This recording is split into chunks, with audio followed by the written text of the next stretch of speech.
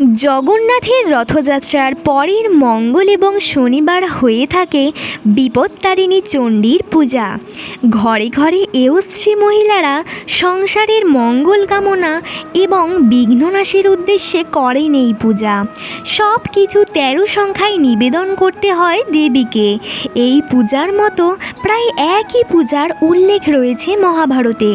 মল্ল রাজাদের আমলে এক অলৌকিক কাহিনী জুড়ে আছে এই ব্রতের সঙ্গে। আপনারা শুনছেন ভগবানের ইতিকথা, শুনতে থাকুন পরবর্তী আলোচনা। বিপত্তারিণী হলেন ভারতের পশ্চিমবঙ্গ ও ওড়িশা রাজ্য এবং পার্শ্ববর্তী অঞ্চলে পূজিতা এক হিন্দু দেবী।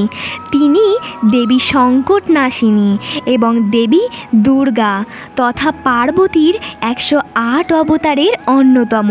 হিন্দুরা মূলত বিপদ থেকে উদ্ধার পাওয়ার জন্য এই দেবীর পূজা করেন। আষাঢ় মাসের শুক্ল দ্বিতীয়া থেকে দ্বাদশী পর্যন্ত হয় এই পুজো। প্রভু জগন্নাথ স্বামীর রথে চেপে গিয়েছেন মাসির বাড়ি। সেখানে থাকবেন 7 দিন, ফিরবেন উল্টো রথে।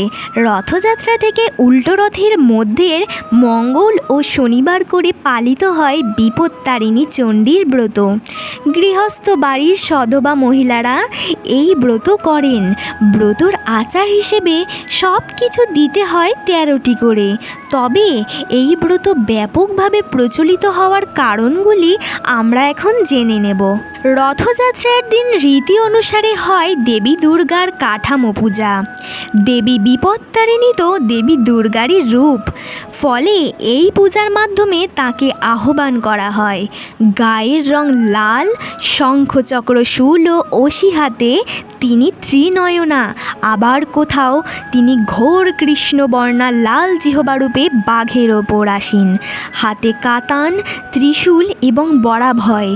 দেবী স্বর্ণশোভিত। দেবী চণ্ডী দান বদলনী, অসুরনাশিনী, স্বর্গ মর্ত নির্বিশেষে সমগ্র। তিনি সমস্ত সৃষ্টির দুর্গতি নাশ করে শান্তির আশীষ প্রদান করেন। বৈদিক যুগ থেকেই প্রচলিত ছিল গৌরীর পূজা। সেই ঐতিহ্য মেনেই মহাভারত যুদ্ধের পূর্বে পাণ্ডবদের বিপদ নাশের জন্য দ্রৌপদী আরাধনা করেছিলেন গৌরীর। পাণ্ডবদের রক্ষা এবং মঙ্গল কামনায় তিনি তাদের হাতে বেঁধে দিয়েছিলেন 13টি গিঁট দেওয়া লাল ধাগা। এরই সঙ্গে আরও একটি কাহিনীর উল্লেখ মেলে, সেটির সঙ্গে বঙ্গের বিপত্তারিণী যোগ অনেক বেশি। বাংলার বিষ্ণুপুরে 7ম থেকে অষ্টাদশ শতাব্দী পর্যন্ত শাসন করেছিলেন মল্ল রাজারা। সেই বংশে এক রানী ছিলেন অত্যন্ত ধর্মপরায়ণ। তার নিম্নবর্গীয় এক মহিলার সঙ্গে নিবিড় বন্ধুত্ব ছিল। রানী শুনেছিলেন এরা জাতে মুচি এবং এরা এক বিশেষ প্রকার মাংস ভক্ষণ করেন। রানী ছিলেন দয়ালু মনের মানুষ এবং তিনি তার সখীকে সর্বদা বিভিন্নভাবে সাহায্য করতেন। একদিন তার সখী তাকে মনের সুখে বললেন, আমি তোমাকে কিছু উপহার দিতে চাই রানী। রানী তখন তাকে বলেন যে, আমি তোমায় বাধা দেব না, তবে সময় হলে উপহারটি আমি তোমার কাছ থেকে চেয়ে নেব। অতঃপর একদিন রানী তার সখীকে বললেন, একদিন তুমি একটু ওই মাংস রেঁধে আমাকে দিয়ে যাবে, আমি দেখব। রানীর এই প্রস্তাব শুনে সেই মুচিনি তো ভয়ে আধমরা। একেই সে নিচু জাতির রমণী, রানীর সঙ্গে বন্ধুত্ব তার পরম পাওয়া। রাজ অন্তঃপুরে যদি সেই মাংস ঢোকে আর এই কথা যদি ধর্মাচারীর রাজার কানে যায়, তাহলে শাস্তিস্বরূপ তার গর্দান যাবে অথবা রাজ্য থেকে বিতাড়িত হতে হবে। সে কথা সে রানীকে খুব করে বোঝালো। রানী একেবারেই নাছোড়বান্দা। তিনি তো চেখে দেখবেন না, খালি চোখে দেখবেন, এতে আর কী বা দোষ হবে। রানীর প্রবল জোড়াজুড়িতে খানিক ভরসা পেয়ে মুচিনি একদিন কথা মতো মাংস রান্না করে সন্তর্পণে দিয়ে গেলেন রানীকে। তবে কোনো কর্মী মারফত এই খবর পৌঁছায় রাজার কানে। অন্তঃপুরে সেই বিশেষ মাংস প্রবেশ করেছে। এই কথা শুনে রাজা তো অগ্নিশর্মা। উপস্থিত হলেন রানীর কাছে।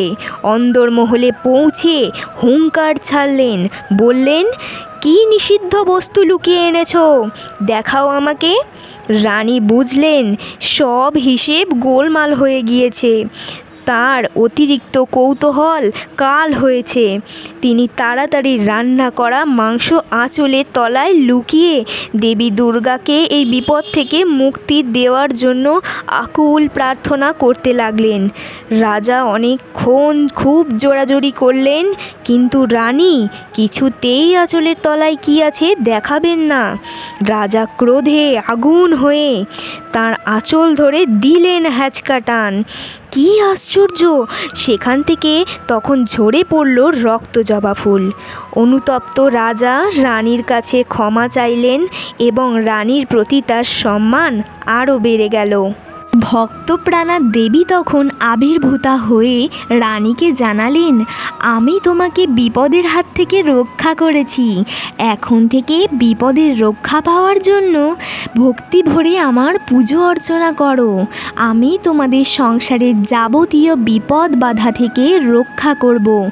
সেই থেকে মল্ল রাজাদের শাসনাধীন জনপদগুলোতে ক্রমেই ছড়িয়ে পড়তে লাগলো বিপত্তারিণী দেবীর মাহাত্ম্য। চালু হলো খুব নিষ্ঠা সহকারে তার পুজো। এইভাবেই বঙ্গ কলিঙ্গের ঘরে ঘরে এও স্ত্রীদের যাবতীয় বিপদ আপদ থেকে মুক্তির জন্য সহায় হয়ে আছেন দেবী বিপত্তারিণী চণ্ডী। তিনি ভক্তদের বিঘ্ন নাশনে সদা জাগ্রত। তাকে নিষ্ঠা ভরে স্মরণ করলে ভক্তের বিপদ বাধা দূর হয়, পূর্ণ হয় মনোবাঞ্ছা। নমস্কার।